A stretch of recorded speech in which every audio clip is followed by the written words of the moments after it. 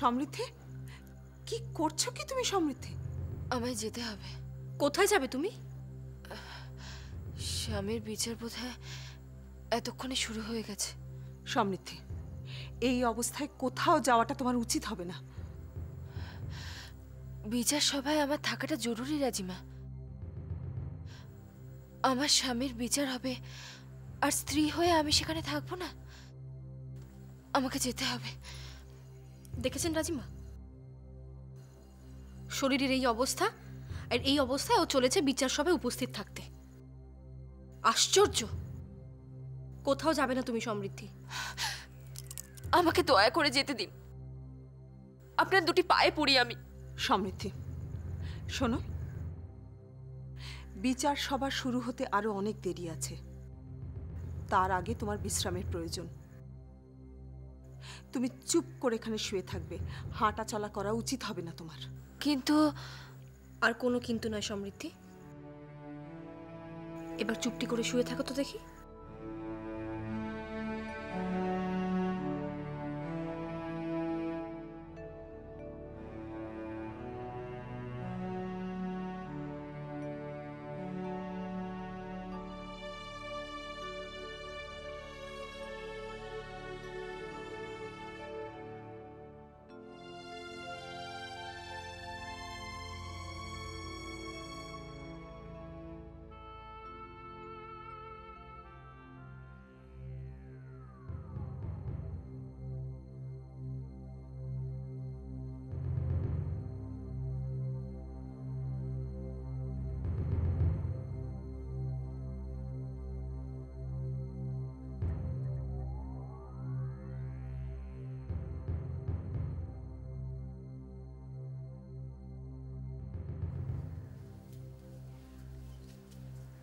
কেমন দেখলেন রাজবৈদ্য মশাই?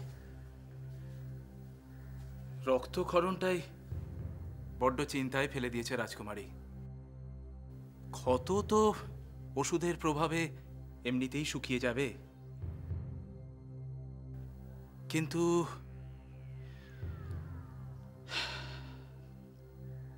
তবে আপাতত ভয়ের কোনো কারণ নেই। এখন কেবল বিশ্রামের প্রয়োজন। আমি এখন তাহলে আসি। প্রণাম।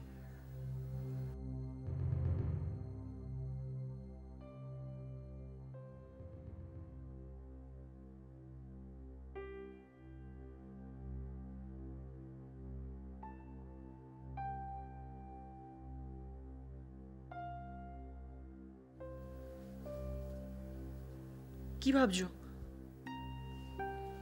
ভাবছি ভাই কাকা কতখানি নির্মম। কেউ নিজের স্ত্রীকে এইভাবে আঘাত করতে পারে? লড়াই করতে হলে আত্মরক্ষার খাতিরে প্রতিপক্ষকে তো আঘাত করতেই হয় খনা। তাই বলে নিজের স্ত্রীকে? স্ত্রী হয়ে স্বামীর প্রতি বিরোধিতা করবে, তার শত্রুদের সাহায্য করবে, কোনো স্বামী কি সেটা মেনে নিতে পারে? ভাই কাকার মতো তো সবাই করে না মিহির। তাহলে তো বলতে হয় ভাইও ভাইয়ের বিরুদ্ধে হাতিয়ার তোলে না, তাকে বন্দি করে না। আমিও তো সেটাই বলতে চাই মিহির। এরকম ঘটনা কখনো ঘটেছে বলে তুমি শুনেছো? আমি হয়তো শুনিনি, কিন্তু ঘটে বলেই তো এই বিশ্বাসভঙ্গ, এই বিশ্বাসঘাতকতা কথাগুলো খুব প্রচলিত, তাই না খনা? পৃথিবীটা খুবই সুন্দর। ফুল, ফল, গাছ, নদী, সমুদ্র, এগুলো হলো তার বাইরের রূপ। কিন্তু যখন তুমি ভেতরে যাবে তখনই বুঝতে পারবে কত হিংসা, ক্ষোভ, ঈর্ষা, এছাড়া আর কিছুই নেই। আর সম্পর্ক? সে তো এমনিতেই জটিল, আর এই জটিলতর পৃথিবীতে সম্পর্ক ধীরে ধীরে জটিলতম হয়ে ওঠে। বুঝেছি। তার মানে পৃথিবীতে ক্ষমতার রাজনীতির জন্য যে কোনো সম্পর্ককেই বলি দেওয়া যায়। একটা কথা বলি, সবাই খারাপ লোকও নয়, অনেক ভালো লোকও আছেন। আজ তাদের জন্যই তোমার ভাই কাকার মতন মানুষেরা শেষ পর্যন্ত পরাজিত হচ্ছেন। বুঝেছ? ঈশ্বরকে ধন্যবাদ দাও খনা, আমরা এত তাড়াতাড়ি ওদের চিনে নিতে পেরেছি। না হলে যে অনেক দেরি হয়ে যেত।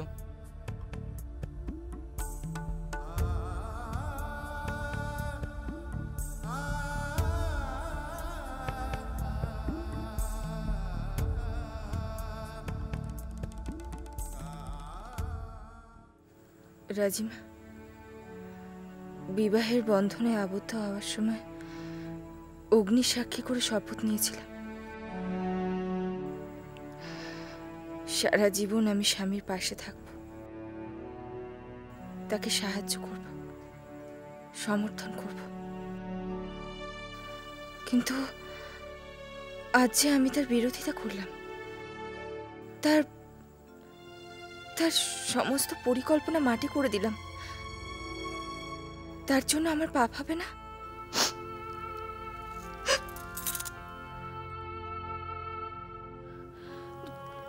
কি হলো রাজিমা?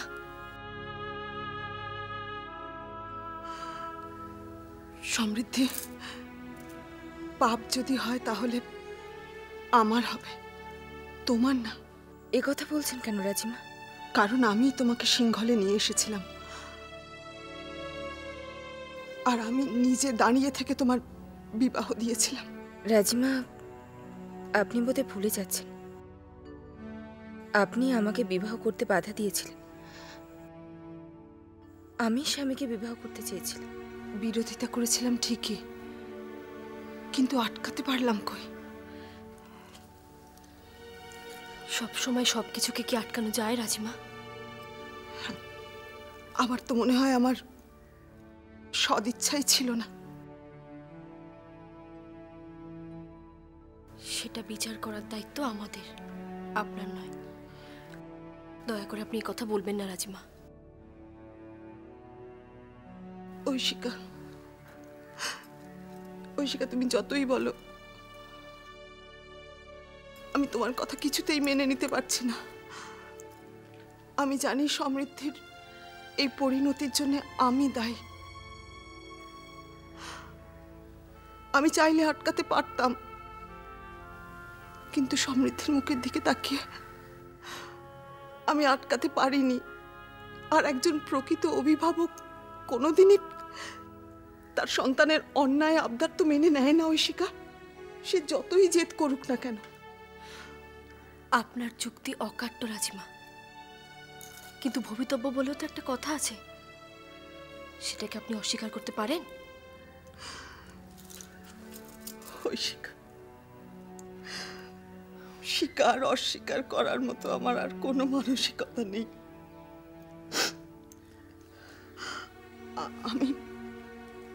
আমি শুধু এইটুকু জানি, সমৃদ্ধির এই পরিণতির জন্য আমি দায়ী। তাই আমি আজ সমৃদ্ধির কাছে ক্ষমা প্রার্থী। ছি ছি রাজিমা, এসব আপনি কি বলছেন? আপনি ভাবছেন আপনি দায়ী? না রাজিমা, আসলে তাই মানুষের কপাল। মানুষের কপালে যেটা লেখা থাকে সেটাই তার জীবন গড়ে দেয় রাজিমা। আজ আমার সাথে যা হয়েছে, যা কিছু ঘটেছে, সেটা আমার কপালের দোষী হয়েছে। আমি, আপনি, স্বামী কেউই দায়ী নয়।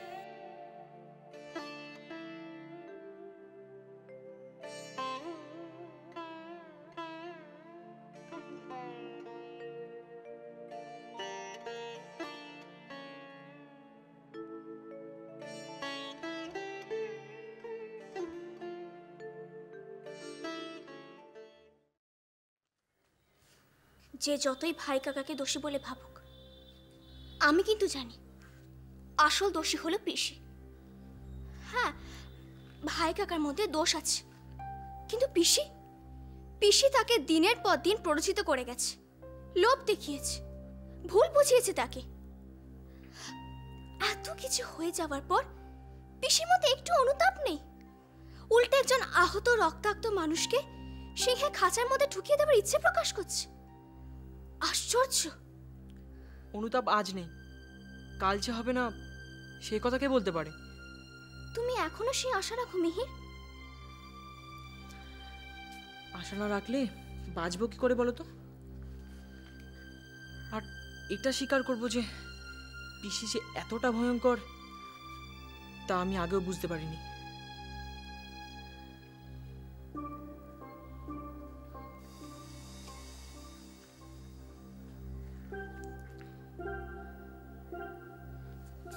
কি ভাবছো?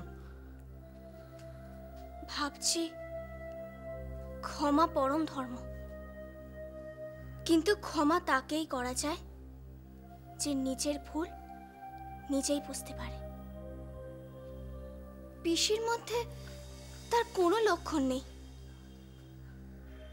বোধহয় সময় তাকে নিজের ভুল বুঝতে সাহায্য করবে।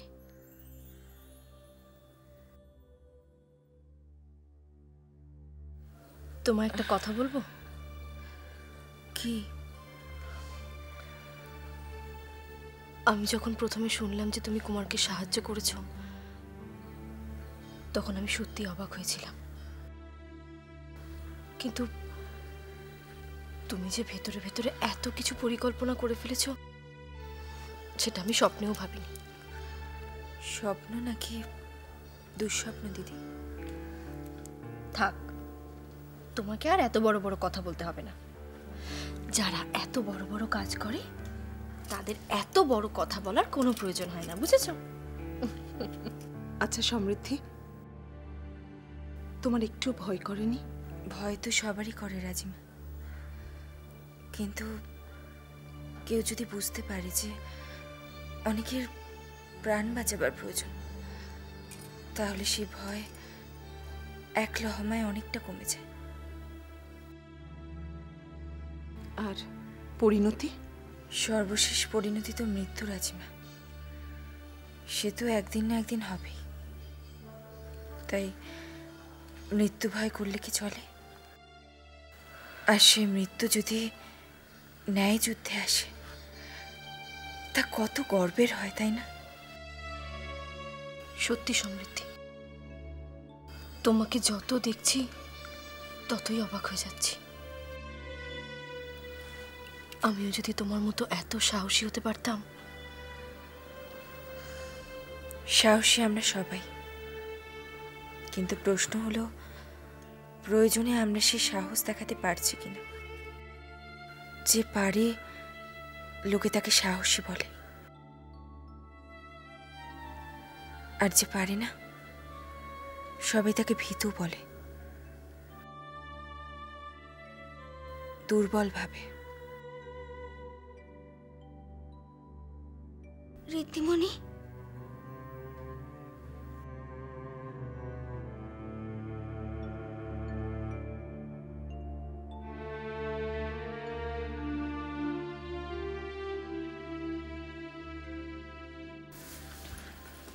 ঘনা,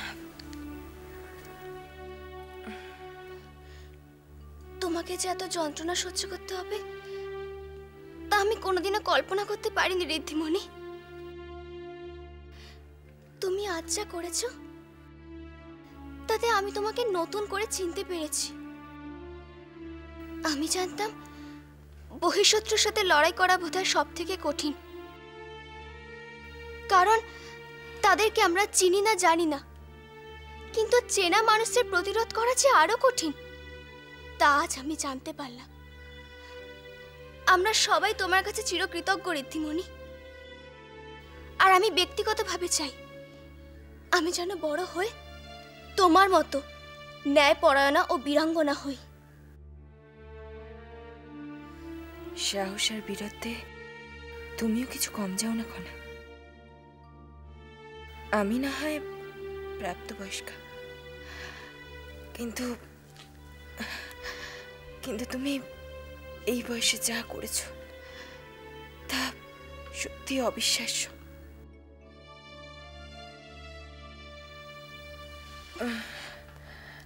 তোমার খুব ব্যথা করছে, তাই না?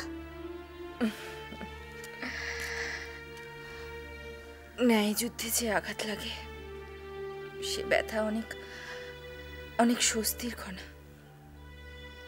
জয় হোক বা পরাজয়,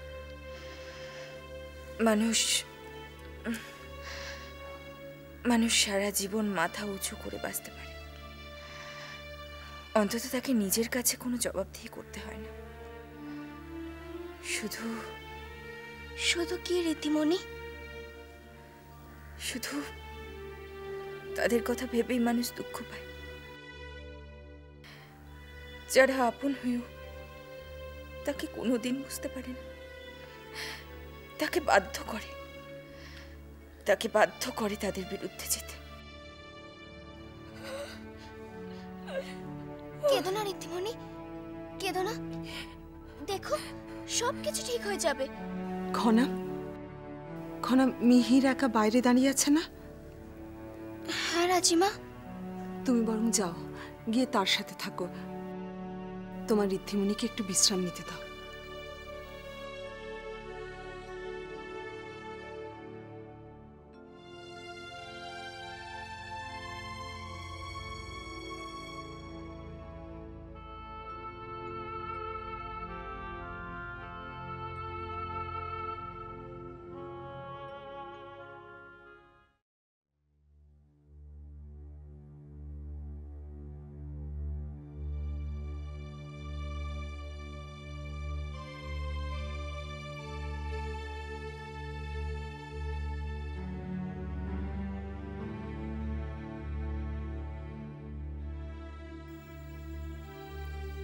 মহারাজ,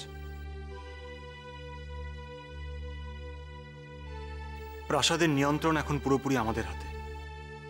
সিংহদুয়ারও খুলে দেওয়া হয়েছে। মহানামা কোথায়?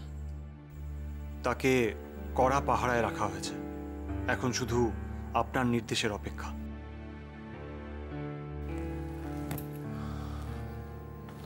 নির্দেশ দেওয়ার মতো মানসিক অবস্থা আমার নেই জয়দ্রথ। তুমি বরং এই সিদ্ধান্তটা মন্ত্রিসভার উপরেই ছেড়ে দাও, সেটাই ভালো হবে। মহারাজ, আমি বলছিলাম যে পুরো বিষয়টা নিজেদের মধ্যে মিটিয়ে নিলে ভালো হতো না? নিজেদের মধ্যে অর্থাৎ? মহারাজ, এই বিষয়টা যত কম লোক জানাজানি হয় ততই ভালো। হাজারো ভাই ভাই বিবাদ তো যথেষ্ট মুখরোচক। তাছাড়া অনেক লোকের সুযোগও নিতে পারে, কারণ রাজার তো আর শত্রুর অভাব হয় না। মহারাজ, আমি সেনাপতি মশাই আর সভাপতি মশাইকে আসতে বলেছি। সভাপতি মশাই আপনাকে সিদ্ধান্ত নেওয়ার ব্যাপারে সাহায্য করতে পারেন, আর সেনাপতি মশাইয়ের এখানে সাক্ষী হিসেবে থাকাটা অত্যন্ত প্রয়োজন। মহারাজ, আমি চাই কুমারের ন্যায়সঙ্গত বিচার হোক, সে উপযুক্ত শাস্তি পাক, আর তাই নিয়ে যেন কারো মনে কোনো সংশয় না থাকে। দেখো জয়দ্রথ, প্রশাসক হিসাবে আমার একটা সুনাম রয়েছে। আমি কারোর সাথে কোনোদিনও কোনো অন্যায় করিনি, ঠিক যেমন কোনোদিনও কোনো নিরপরাধকে শাস্তি দিইনি, ঠিক তেমনই অপরাধীকে ছেড়ে কথা বলিনি। তাই তুমি নিশ্চিন্ত থেকো। তবে হ্যাঁ, এতদিন যাদের আমি বিচার করেছি তার আমার কেউ ছিল না, কিন্তু আজ যার বিচার করতে হবে সে আমার নিজের ভাই মহানামা। মহারাজ, আরেকটা কথা, যদি আপনি অনুমতি দেন তাহলে এই সভায় আমি খনা এবং মিহিরকে উপস্থিত থাকতে বলবো। কেন? আবার খনা মিহির কেন?